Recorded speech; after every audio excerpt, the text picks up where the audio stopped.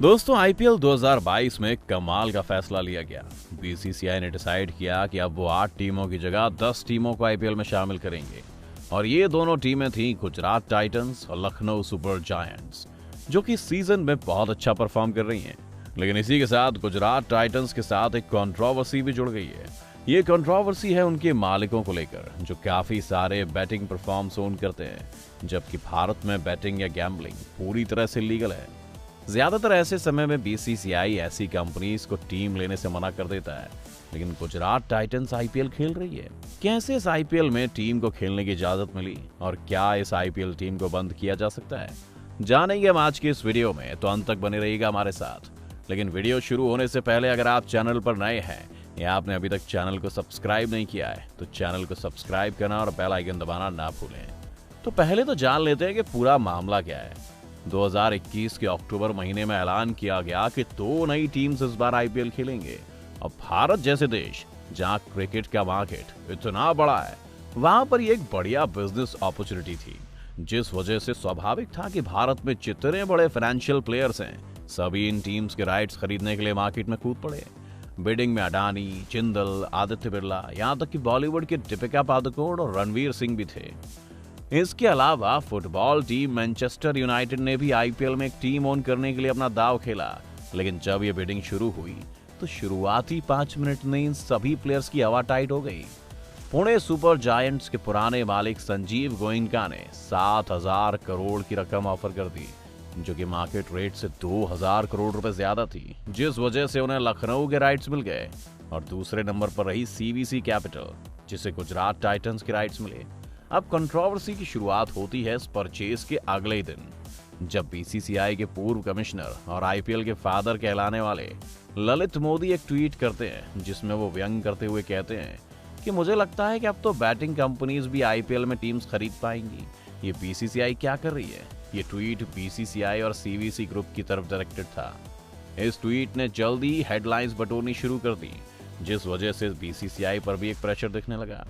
इसके कुछ वक्त बाद बीसीसीआई का मीडिया में बयान आया कि अभी इन टीम्स को लेटर ऑफ इंटेंट नहीं दिया गया है और इस मामले की पूरी जांच की जाएगी।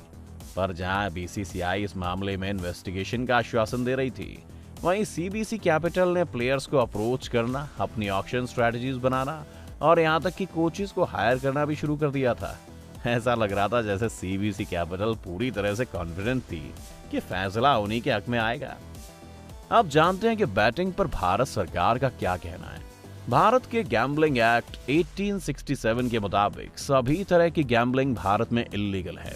लेकिन अगर ऐसा है तो आप सोचेंगे कि फिर ऐसा कैसे हो सकता है कि ड्रीम 11 या बाकी फैंटेसी एप्स खुलेआम भारत में ऑपरेट कर पा रहे हैं और साथ ही आईपीएल को स्पॉन्सर तक कर सकते हैं? इसका जवाब छिपा है 2 मुख्य बिंदुओं में। गैम्बलिंग एक्ट के मुताबिक वो सभी खेल बैन है जहां पर गेम्स चांसेस से जीती जाती हो, जैसे कि आप इस बात पर सट्टा नहीं लगा सकते कि कौन सी टीम जीतेगी। लेकिन गैम्बलिंग एक्ट कहता है कि उन खेलों पर सट्टा लगाया जा सकता है जहां स्किल की जरूरत है, जैसे पोकर एक ऐसी गेम है जिसमें चांस और लक के अलावा स्किल की भी जरूरत होती है। अब इसे याद रखिएगा। अब आते हैं ड्रीम 11 जैसे ऐप्स पर। ये ऐप्स खुद को बैटिंग ऐप्स के रूप में प्रमोट नहीं करते हैं। ये ऐप्स खुद को फैंटेसी स्पोर्ट्स के रूप में प्रोजेक्ट करते हैं, जिसका मतलब ये है कि ये खेल तो असली है नहीं, ये सिर्फ एक लूप होल ही है। चाहे आप ड्रीम 11 पर अपनी एक टीम सेलेक्ट कर रहे हैं, लेकिन आप टीम सेलेक्ट करने का गेम खेल रहे हैं जो क्रिकेट खेलने से बिल्कुल अलग है। इसीलिए ये नहीं कहा जा सकता कि ड्रीम 11 के थ्रू आप क्रिकेट खेल रहे हैं, जिस वजह से क्रिकेट पर बैटिंग नहीं है। अब आते हैं इसके दूसरे पक्ष की ओर, जो कहता है कि वो गेम्स इलीगल नहीं है जो स्किल्स पर बेस्ड है। ड्रीम्स 11 के मुताबिक सही प्लेयर्स को चूज करना एक स्किल है, इसीलिए एक स्किल बेस्ड स्पोर्ट है और ये लीगल है। अगर आप कंफ्यूज हो रहे हैं तो घबराइए मत। भारत में लॉज के अंदर लूप होल्स ढूंढने की परंपरा रही है। इसका एक एग्जाम्पल आपको मिलेगा भारत के कसिनो हब में, यानी गोवा में। पुराने लॉज के मुताबिक इंडियन लैंड पर कहीं भी गैम्बलिंग लीगल नहीं थी, लेकिन गोवा में देश विदेश से टूरिस्ट आते थे और गैम्बलिंग का बिजनेस यहाँ के लिए काफी फायदेमंद था। इसीलिए यहाँ के लोगों ने एक लूप होल निकाला। उन्होंने सरकार से कहा कि आपकी हम हर बात मान लेते हैं कि भारत के हिस्से की जमीन पर कसिनोज नहीं बनाए जा सकते, लेकिन पानी पर तो ऐसा कोई रूल नहीं है ना। तब गोवा में बहुत सारे कसिनोज पानी पर खुलने लगे। ये कसिनोज फ्लोटिंग कसिनोज होते थे जो बड़ी बड़ी शिप्स पर बनाए जाते थे।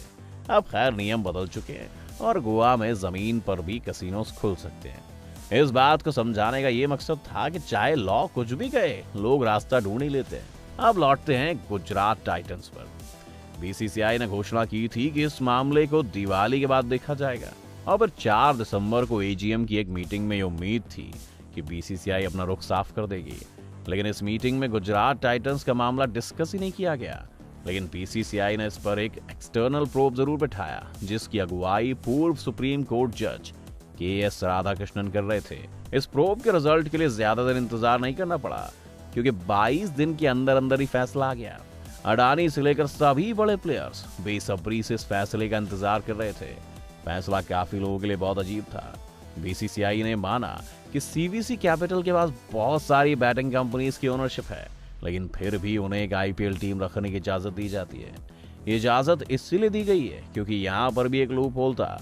सीवीसी कैपिटल ने अपनी 2 ब्रांचेस बना रखी हैं, सीवीसी कैपिटल एशियन और सीवीसी कैपिटल यूरोपियन। सीवीसी की यूरोपियन ब्रांच के पास भी कुछ रग्बी, फुटबॉल और F1 टीम्स का मालिकाना हक है और साथ ही इनके पास कई गैम्बलिंग कंपनीज भी हैं। लेकिन क्योंकि यूरोप में ज्यादातर देशों में गैम्बलिंग लीगल है, इसलिए यहाँ पर इन्हें कुछ खास परेशानी नहीं आती। दूसरी ओर है सीवीसी एशियन, जिसने गुजरात टाइटंस को खरीदा है। इस एशियन ब्रांच के पास कोई भी बैटिंग कंपनी नहीं है। साथ ही इस ब्रांच का पूरा मैनेजमेंट इनके यूरोपियन मैनेजमेंट से अलग है, जिस वजह से सीबीसी कैपिटल ये क्लेम करता है कि उनकी एशियन ब्रांच एक अलग कंपनी की तरह ही फंक्शन करती है। अगर कानून की भाषा में कहें तो ये गलत भी नहीं है और इसी कारण से बीसीसीआई ने गुजरात टाइटंस और सीवीसी कैपिटल्स को हरी झंडी दे दी है। अब ये कितना सही और कितना गलत, ये आप लोग ही डिसाइड करें। कुछ लोग इसे पूरी तरह से गलत कहते हैं, जबकि एक दूसरा धड़ा भी है जो कई सालों से ये कह रहा है कि सरकार को भारत में गैम्बलिंग इलीगल कर देनी चाहिए। इसके कई फायदे वो गिनाते हैं। वो कहते हैं कि भारत का इलीगल गैम्बलिंग मार्केट 15,000 करोड़ का है और यहाँ पर 37 करोड़ से भी ज्यादा लोग इसमें इन्वॉल्व है। इसके अलावा अगर आप फैंटेसी एप्स को भी मिला लें तो भारत का कुल गैम्बलिंग मार्केट 3 लाख करोड़ से भी ज्यादा का है, जिससे सोचिए सरकार के लिए कितना टैक्स निकल सकता है। साथ ही अगर ये मार्केट लीगलाइज हो जाएगा तो इस मार्केट में लगने वाला काला धन भी अपने आप मुख्य अर्थव्यवस्था का हिस्सा बन जाएगा। और साथ ही साथ क्योंकि ये सब गवर्नमेंट रेगुलेटेड होगा, इस वजह से इसमें अंडरवर्ल्ड का दखल भी कम हो जाएगा, जिससे कस्टमर्स भी सेफ महसूस करेंगे। भारत के कई स्टेट्स जैसे पंजाब, गोवा, सिक्किम में अलग अलग तरीकों से कुछ तरह की गैम्बलिंग या लॉटरी स्कीम्स को सरकार ने मान्यता दी हुई है, जिससे अच्छा खासा रेवेन्यू जनरेट हो सकता है। आपका इस बारे में क्या कहना है, हमें कमेंट सेक्शन में जरूर लिखिए। अगर आपको वीडियो पसंद आया तो वीडियो को लाइक करें और अगर आप चैनल पर नए हैं या आपने अभी तक चैनल को सब्सक्राइब नहीं किया है तो चैनल को सब्सक्राइब करना और बेल आइकन दबाना ना भूलें।